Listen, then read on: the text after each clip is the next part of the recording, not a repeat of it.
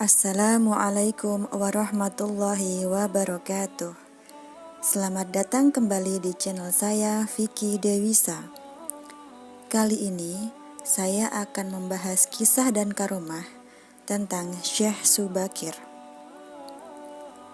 Syekh Subakir konon adalah seorang ulama besar yang telah menumbal tanah Jawa dari pengaruh negatif makhluk halus saat awal penyebaran ajaran Islam di Nusantara.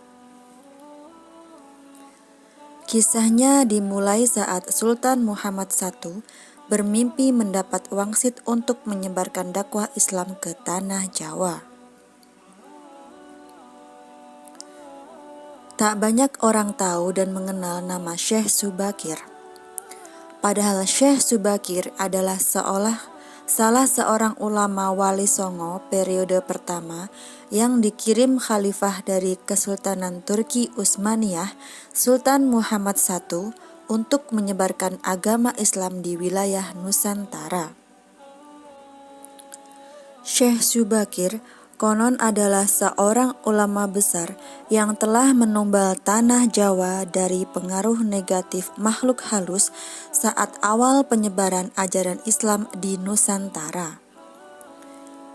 Kisahnya dimulai saat Sultan Muhammad I bermimpi mendapatkan wangsit untuk menyebarkan dakwah Islam ke tanah Jawa. Adapun mubaliknya diharuskan berjumlah 9 orang. Jika ada yang pulang atau wafat, maka akan digantikan oleh ulama lain asal tetap berjumlah 9. Sehingga dikumpulkanlah beberapa ulama terkemuka dari seluruh dunia Islam pada waktu itu. Para ulama yang dikumpulkan tersebut mempunyai keahlian masing-masing. Ada yang ahli tata negara, berdakwah, pengobatan, tumbal atau ruqyah, dan lain-lain. Lalu dikirimkanlah beberapa ulama ke Nusantara atau tanah Jawa. Namun sudah beberapa kali utusan dari Kesultanan Turki Utsmaniyah yang datang ke tanah Jawa untuk menyebarkan agama Islam, tapi pada umumnya selalu mengalami kegagalan. Penyebabnya, masyarakat Jawa saat itu sangat memegang teguh akan kepercayaannya. Sehingga para ulama yang dikirim mendapatkan halangan karena meskipun berkembang, tetapi ajaran agama Islam hanya dalam lingkungan yang kecil, tidak bisa berkembang secara luas. Selain itu, konon Pulau Jawa saat itu masih merupakan hutan belantara angker yang dipenuhi makhluk halus dan jin-jin jahat. Lalu diutuslah Syekh Subakir, ulama asal Persia yang ahli dalam meruqyah, ekologi, meteorologi, dan geofisika ke tanah Jawa.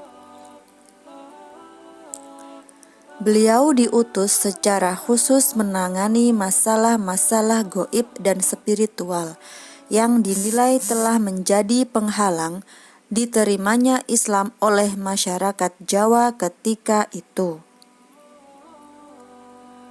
Berdasarkan babat tanah Jawa, setelah sampai ke Nusantara, Syekh Subakir yang menguasai ilmu gaib dan dapat menerawang makhluk halus mengetahui penyebab utama kegagalan para ulama pendahulu dalam menyebarkan ajaran Islam karena dihalangi para jin dan dedemit penunggu tanah Jawa.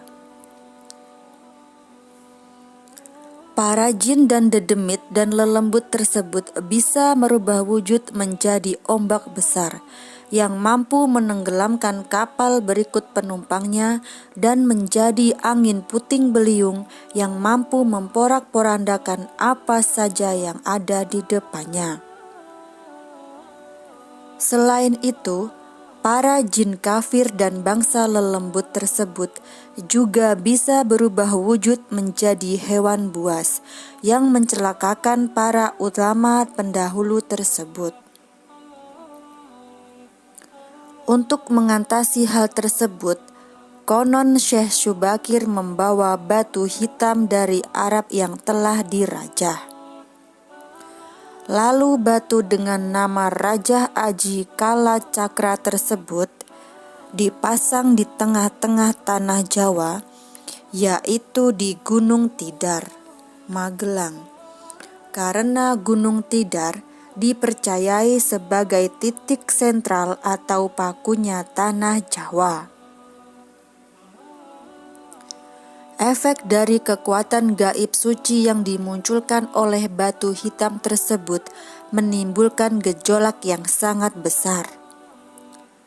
Alam yang tadinya cerah dan sejuk, matahari bersinar terang, damai dengan kicau burung, tiba-tiba berubah drastis selama 3 hari 3 malam.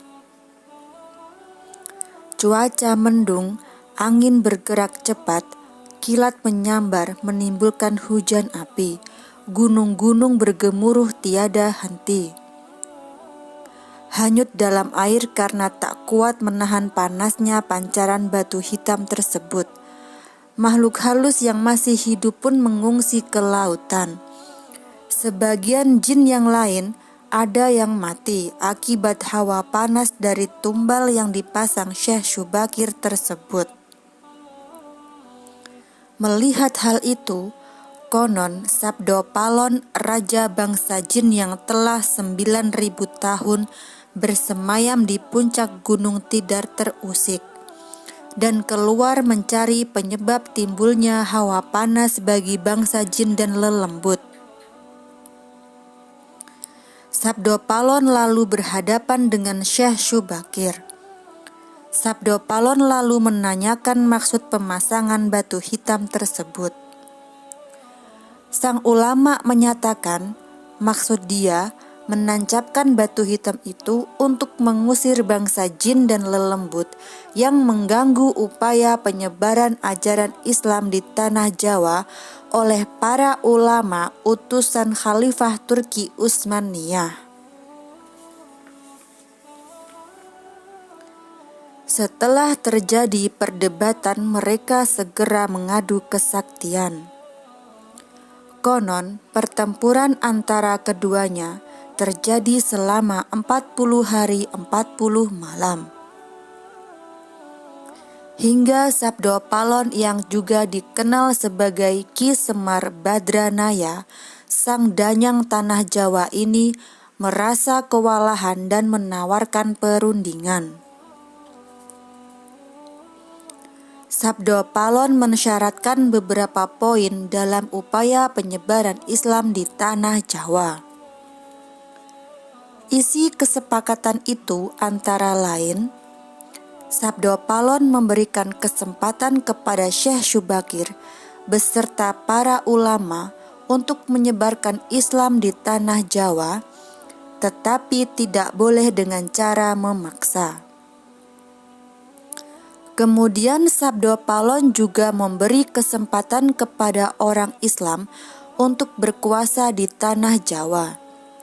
Raja-raja Islam, namun dengan catatan, para raja Islam itu silahkan berkuasa, namun jangan sampai meninggalkan adat istiadat dan budaya yang sudah ada. Silahkan kembangkan ajaran Islam sesuai dengan kitab yang diakuinya. Tetapi, biarlah adat dan budaya berkembang sedemikian rupa. Syarat-syarat itu pun akhirnya disetujui oleh Syekh Syubakir. Selain di puncak Gunung Tidar, Syekh Subakir juga membersihkan beberapa tempat angker di tanah Jawa yang dikuasai oleh para raja jin dan makhluk halus lainnya. Dalam versi lain, diceritakan untuk membersihkan wilayah Gunung Tidar dari bangsa jin, Syekh Subakir membawa senjata pusaka berupa tombak Kiai Panjang. Lalu tombak pusaka tersebut ditancapkan tepat di puncak Tidar sebagai penolak bala. Dan benar, tombak sakti itu menciptakan puncak Tidar sebagai penolak bala. Dan benar, tombak sakti itu menciptakan hawa panas yang bukan main bagi para lelembut dan bangsa jin yang berdiam di Gunung Tidar. Mereka pun lari tunggang langgang meninggalkan Gunung Tidar. Sebagian pengikut Sabdo Palon dari bangsa jin melarikan diri ke timur dan konon hingga sekarang menempati daerah Gunung Merapi yang masih dipercaya sebagian masyarakat sebagai wilayah yang angker. Bahkan sebagian lagi anak buah Sabdo Palon yang ada melarikan diri ke Alas Roban dan juga ke Gunung Srandil. Tombak itu sekarang masih dijaga oleh masyarakat dan ditempatkan di puncak Gunung Tidar dengan nama makam tombak Kiai Panjang. Dengan adanya tombak sakti itu, maka amanlah Gunung Tidar dari kekuasaan para jin dan makhluk halus karena keberhasilannya menumbal tanah Jawa. Lalu penyebaran Islam oleh Wali Songo periode pertama menjadi lancar. Nama Syekh Subakir lalu menjadi sangat terkenal dan dikagumi di kalangan para pendekar, penganut ilmu gaib dan kanuragan, bangsawan, serta masyarakat di tanah Jawa ketika itu. Sehingga mereka terkesan mendewakan sang ulama asal Persia tersebut. Akhirnya, untuk melepaskan kefanatikan masyarakat terhadap Syekh Subakir dan untuk menjaga akidah umat Islam, maka pada tahun 1462 Masehi, Syekh Subakir pulang ke Persia. Ini dimaksudkan agar kefanatikan tersebut runtuh dan masyarakat kembali kepada tauhid yang benar. Selain itu, tugas utama Syekh Subakir untuk membersihkan tanah Jawa dari pengaruh negatif makhluk halus telah selesai. Selanjutnya, Syekh Subakir wafat. Posisinya digantikan oleh Wali Songo, yaitu Sunan Kalijaga. Demikianlah sepenggal kisah dan karomah dari Syekh Subakir yang konon dikenal dengan penumbal tanah Jawa. Terima kasih telah menonton dan mendengarkan channel ini.